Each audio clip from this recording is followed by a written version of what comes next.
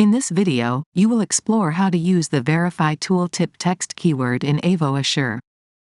This keyword instructs the Avo Assure client to verify whether the actual tooltip in the SAP application matches the expected tooltip provided in the input field in Avo Assure.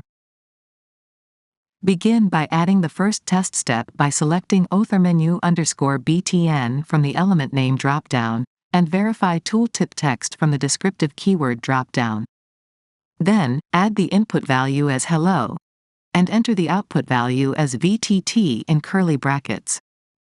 Add one more test step, and select it generic as the element name, and display variable value as the descriptive keyword. Once done, enter the input value as VTT in curly brackets. Do note that this input value is the same as the output value in the first test step. Save the designed test steps and debug them.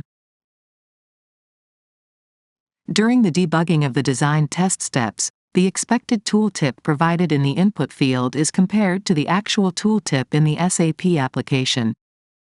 In this scenario, since both do not match, the result is false.